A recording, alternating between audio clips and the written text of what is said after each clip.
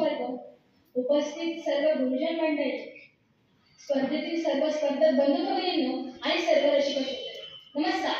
मी ज्ञानेश्वरी अनिता महारुद्र झिरपे, इयत्ता 10वीची विद्यार्थी. आज महात्मा सार्वजनिक वाचनालय शेवगाव यांच्याद्वारे आयोजित या वक्तृत्व स्पर्धेत लोकमान्य टिळक यांना त्यांच्या पुण्यतिथीनिमित्त विनम्र अभिवादन करते आणि माझ्या भाषणास सुरुवात करते. मित्रांनो, अनेक थोर विचारवंत सांगतात की राजकारण हा असा महत्त्वाचा समुद्र आहे ज्यात आपल्या समस्त जीवनाच्या सर्व स्पर्धा येऊन मिळतात. आणि सोबतच आणखी एक गोष्ट अशी की पाश्चात्य विचारवंत वर्णन व्यक्त म्हणतात की आपल्या घरातील तेला मिठाचे भाव देखील राजकारणाद्वारे ठरवले जातात. त्यामुळे हुशार माणसाने कधीही राजकारणापासून दूर राहू नये. आणि मग लोकमान्य टिळकांसारखा भारत मातेचा जहाल पुत्र तरी कसं बरे राजकारणापासून दूर राहू शकतो. आणि म्हणूनच आज भाषणासाठी विषय निवडला आहे लोकमान्य टिळकांचे राजकीय विचार. मित्रांनो, गुलामगिरीचा काळ म्हणजे कच्चून भरलेली निरक्षरता, पारतंत्र्याचा अतिशय विकराळ रूप, दारिद्र्याने खिळखिळी झालेली माणसं, त्यातील धर्माचं बंधन आणि या सगळ्या अंगाने पिसलेली समाज व्यवस्था. गुलामगिरीचं एवढं भयानक रूप या जगात कुठं दिसलं असेल, क्वचितच कुठं दिसलं असेल.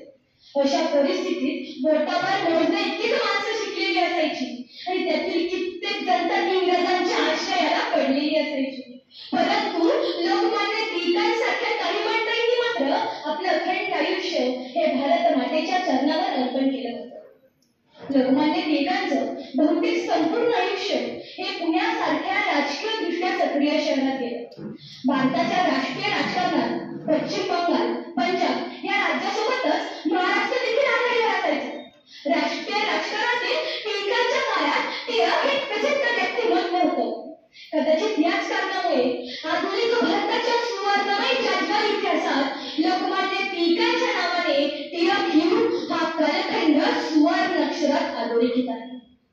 मित्रांनो, कोणत्याही देशाला गुलाम बनवण्याची सर्वसाधारण प्रक्रिया म्हणजे त्या देशातील सत्ता केंद्र काबीज करणे.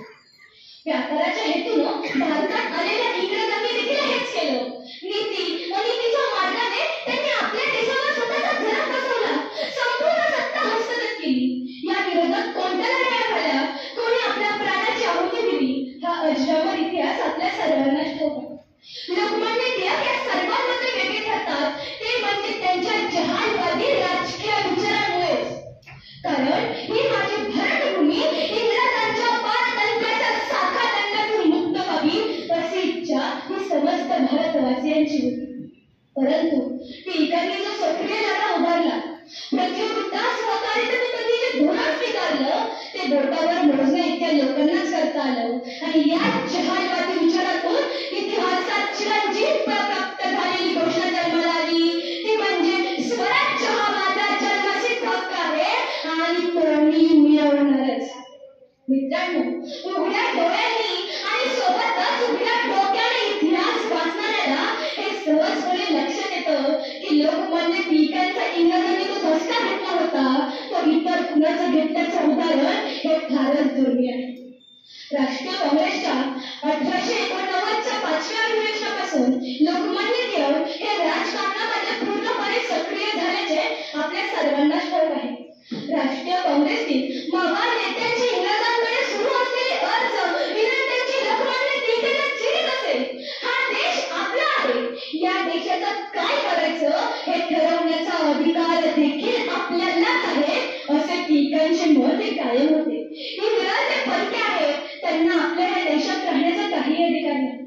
मित्रांनो, 1896-97 साली पुण्यामध्ये प्लेगची साथ पसरली होती आणि त्याचा सहकारी लोकांना त्रास देत होते.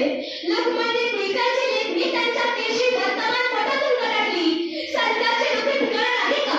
राज्य करणे म्हणजे सुखभोग नव्हे यासारखे सडेतोड सवाल त्यांनी इंग्रज सरकारला विचारले. लोकमान्यांसारखा हा राजकीय धिटपणा वर्तमानात देखील आता कुणाकडे दिसून येणं आता फारच दुर्मिळ झालं आहे. मित्रांनो, पुढे चाफेकर बंधूंनी ब्रँड आणि त्याचा सहकारी आयोग यांचा खून पुण्यातील गणेश पिंड या ठिकाणी केला. या हत्येला लोकमान्य टिळकांनीच उत्तेजन दिले असा त्यांच्यावर आरोप ठेवला आणि ब्रिटिश राजसत्तेखाली पहिला राजद्रोहाचा खटला चालवला गेला, तो म्हणजे लोकमान्य टिळकांवर. धरले गेले. मित्रांनो, खरं म्हणजे आपल्या या देशातल्या लोकांचे विचार हे लोकमान्य टिळकांसारखे पाहिजे. खरं सांगायचं म्हणजे लोकमान्य टिळकांच्या काळात एकूणच त्यांच्या समाज केंद्रित झालेलं राजकारण पाहून मावळ